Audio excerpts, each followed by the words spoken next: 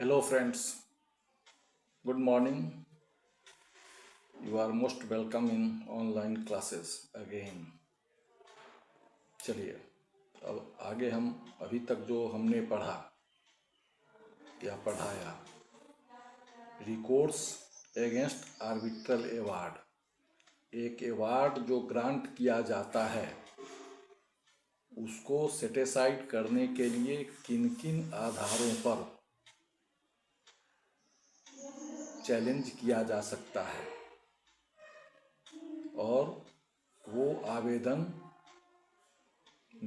कहाँ दाखिल होगा, ये सब हमने पढ़ लिया है। यदि award section 34 arbitration and conciliation act के तहत सेटिसाइड हो जाता है तो कोई बात नहीं है, नहीं होता है और उसके एगेंस्ट जो प्रोविजंस है या अवार्ड आने के बाद जो सेक्शन 34 में समय दिया गया है 30 दिन का अवधि, उस अवधि में या अन्य जो 30 दिन का अवधि दिया गया है सेटिस्फैक्शन ऑफ द कोर्ट के संतुष्टि पर जो आप ग्राउंड दे रहे हैं कि आपने विद इन टाइम ये अवार्ड क्यों नहीं चैलेंज किया, तो कोर्ट संतुष्ट होता है।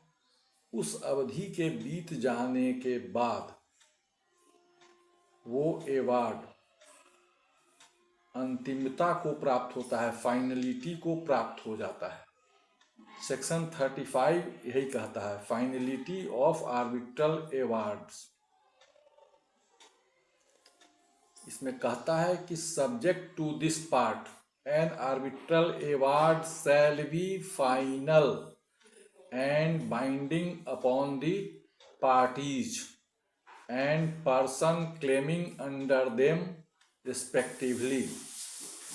यानी मध्यस्थम पंचाट जो सेक्शन 34 में उसके विरुद्ध, पंचाट के विरुद्ध प्रक्रिया अपनाने के लिए बात कही गई है, उनका समय सीमा बीत जाने के बाद मध्यस्थम पंचाट को यह section 35 of arbitration and conciliation act 1996 जो है वो अंतिमता प्रदान करता है, फाइनल बनाता है और बाइंडिंग अपॉन दी पार्टीज करता है। जो भी पक्षकार हैं उन पर वह मध्यस्थम पंचाट बंधनकारी होगा, उसको मानना ही होगा। जबकि पुराने एक्ट में, आर्बिट्रेशन एक्ट 1940 में ऐसा प्रावधान नहीं था, ऐसा प्रावधान नहीं था। उस एक्ट के अनुसार मध्यस्थम पंचाट को रूल ऑफ द कोर्ट बनाने के लिए पुनः कोर्ट में लाया जाता था, दाखिल किया जाता था और उस पर लंबी एक सुनवाई होती थी और सुनवाई होने के बाद जब वह award rule of the court हो जाता था तब उसका बाइंडिंग होता था, अन्यथा नहीं होता था। लेकिन यहाँ हम देख रहे हैं कि नए एक्ट में जो है तो आर्बिट्रल अवार्ड को binding upon the parties section 34 के द्वारा बनाया गया है और उस अवार्ड का प्रभाव बंधनकारी होगा, अंतिम होगा जब वह अंतिमता को प्राप्त कर लेगा।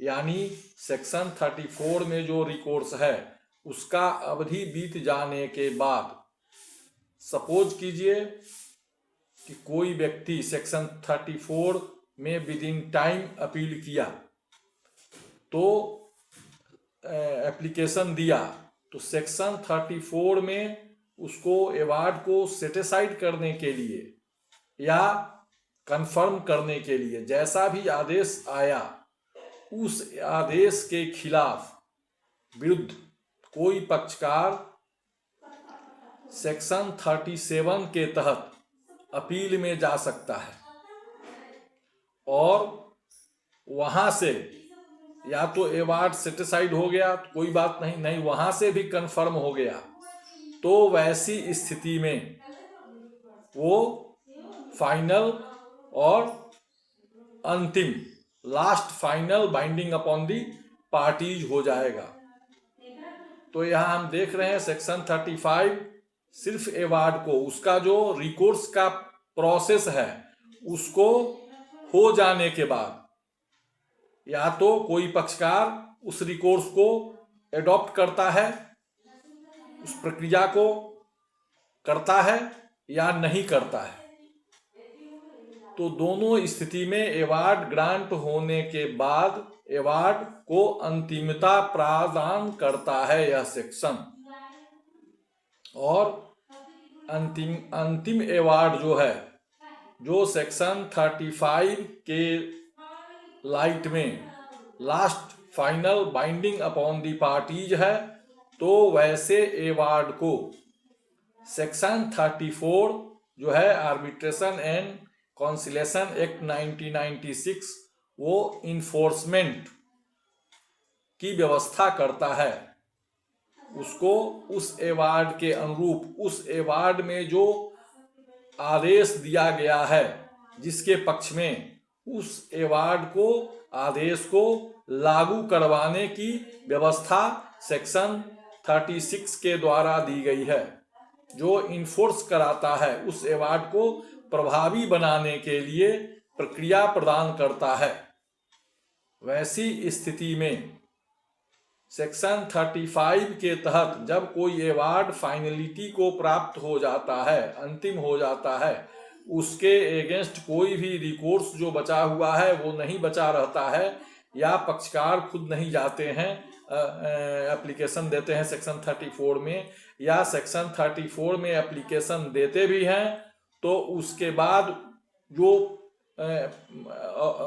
प्रोसेस एडॉप्ट करना है अपील वगैरह का, वो सब कंक्लूड हो जाता है, समाप्त हो जाता है और अवार्ड फाइनलिटी को प्राप्त कर लेता है। तो वैसी स्थिति में इसका enforcement section 36 of arbitration act के तहत होगा। इसके लिए अवार्ड को जिनको इन्फोर्स कराना है वह पक्षकार एक आवेदन न्यायालय में दाखिल करेगा और न्यायालय उस आवेदन के आलोक में उस अवार्ड को उसी तरह इन्फोर्स कराएगा जैसे वह अपने यहाँ प्रदान किए गए कोई डिक्री के संदर्भ में करता है।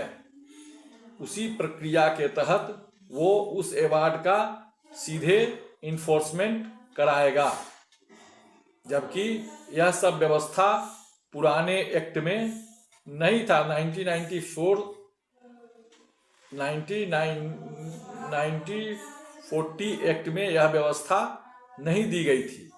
तो इस परिप्रेक्ष्य में हम देखते हैं कि नया आर्बिट्रेशन एक्ट 1996 काफी सुविधाजनक और कम समय में कम खर्च में एक दूसरी व्यवस्था विवादों को सुलझाने के लिए पक्षकारों को प्रदान किया गया है।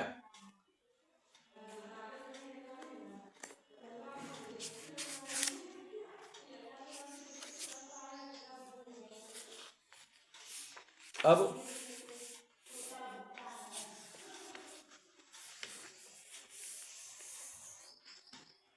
अवार्ड, एक प्रश्न उठता है कि क्या अवार्ड का रजिस्ट्रेशन होना चाहिए या नहीं।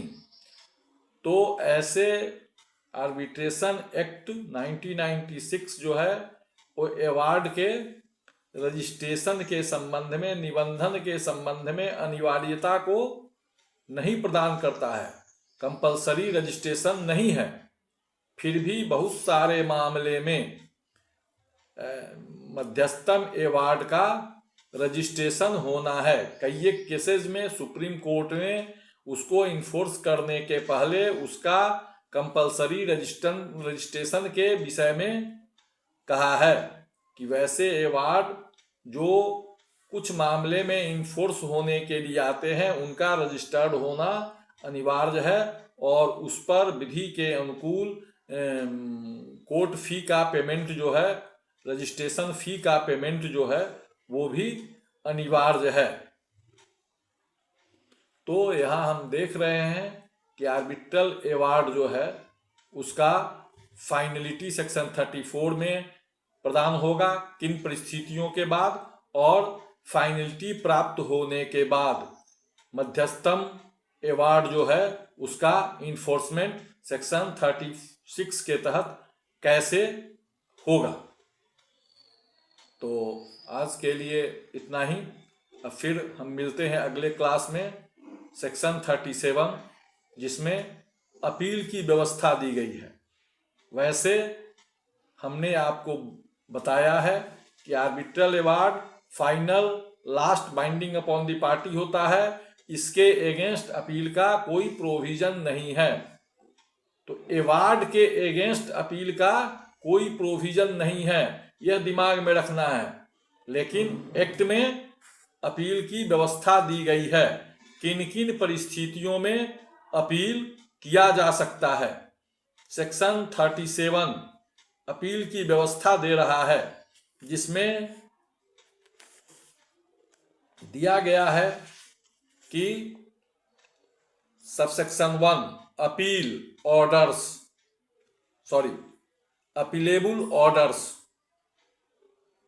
कौन से सेक्शन 37 में अपीलेबल ऑर्डर्स, अपील नहीं है, अपीलेबल ऑर्डर्स कौन कौन सा आदेश है जिसका अपील किया जा सकता है, इसकी जानकारी दी गई है।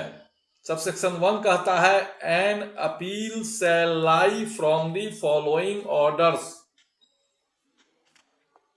to the court authorized by the law to hear appeals from original decrees of the court passing the order, namely subsection 1 का clause A, granting or refusing to grant any measure under section 9 arbitration act के section 1996 act arbitration and conciliation act 1996 के section 9 में अंतरिम राहत के लिए, अंतरिम व्यवस्था के लिए प्रावधान किए गए हैं सेक्शन 9 के तहत। तो उसमें यदि कोई पक्षकार आवेदन करता है और उसके आवेदन को ट्रिब्यूनल खारिज कर देता है, तो सेक्शन 9 में दिए गए आवेदन के विरुद्ध अपील का प्रावधान, वो ऑर्डर जो है वो अपीलेबल ऑर्डर होगा। सेक्शन 9 में जो आवेदन आया उस आवेदन पर पक्ष या विपक्ष में आए निर्णय जो है वो निर्णय अपीलेबल होगा। इसी तरह sub clause B of section 1 subsection 1 of section 37 के अनुसार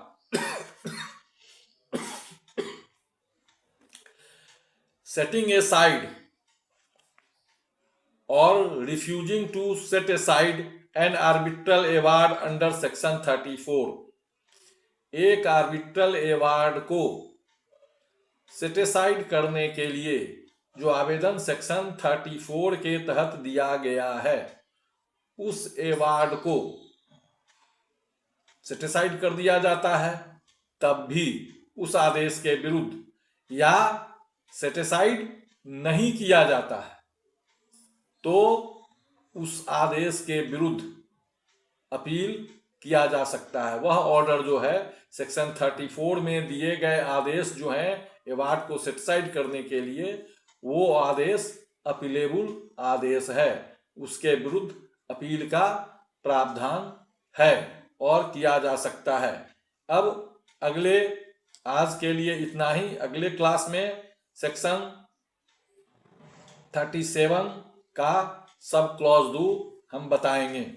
इसलिए आज इतना ही, फिर अगले क्लास में मिलते हैं। Okay, thank you.